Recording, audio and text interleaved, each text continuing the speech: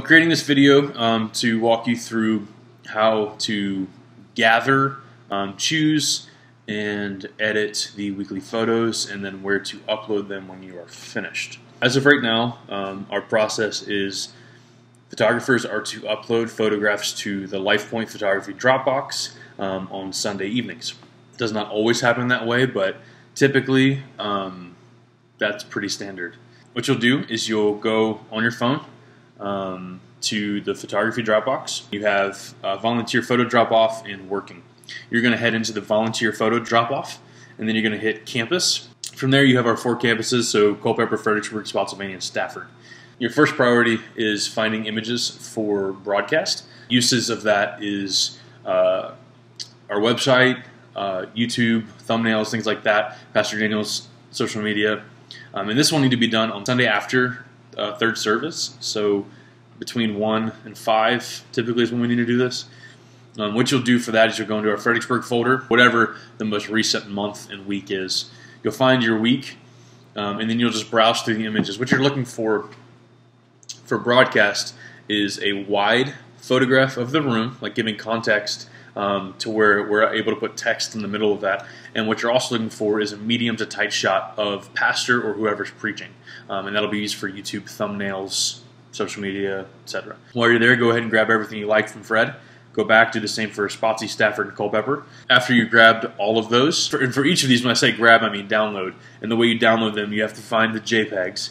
And you download the JPEGs, if you're doing all this on your mobile device, by clicking on it, and you can just hold down your finger on it, and as you'll see, something pops up that you can click Save to Camera Roll, and it is exporting it now to my phone. After you've saved it to your phone, you're then going to open up Visco Cam.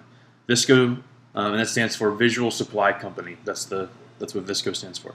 What do we do in Visco? In Visco, we do we process our images. So we do lighting correction, crop, tilt, or straightening, and everything for color. So usually what we do for every photograph, we use a preset called A6, which is free. For every effect, there's an adjustment. You apply A6 on there. From there, I'm going to open up a photo from this past weekend that I edited.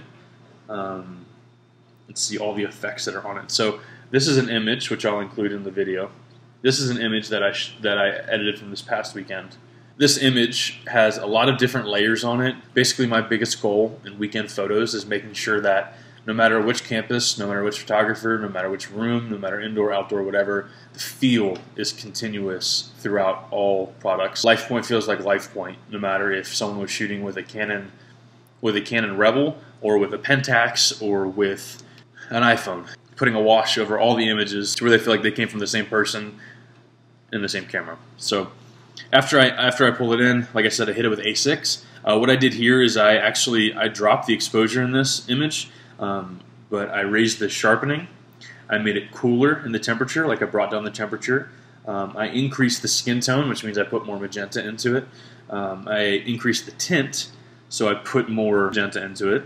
I decreased saturation because at LifePoint there's a lot of colors, specifically the color red.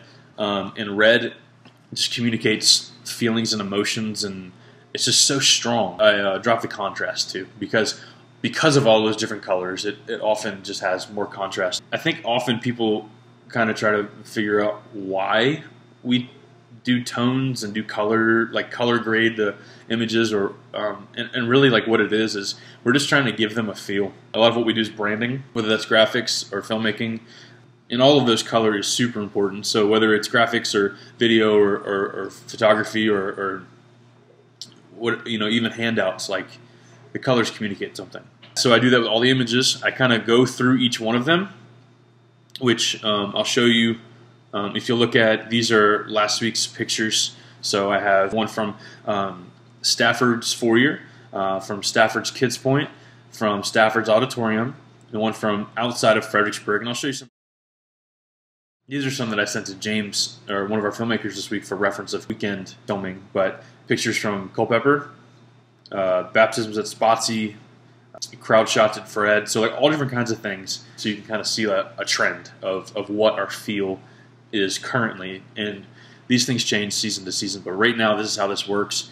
And really, in each of these, making sure that Culpeper feels just as clean and bright and lively as Stafford, as Fred, as Spotsy. Like, reality is we don't want anything to look like it's greater than another. So leveling the playing field can happen a lot easier in photo editing with colors and lighting. All that being said, so as soon as you're done with that, you're going to save all of those photos back to your camera roll. And then through your camera roll, you will either upload those to Dropbox, or the current method we're using is a shared folder on iPhone over iCloud.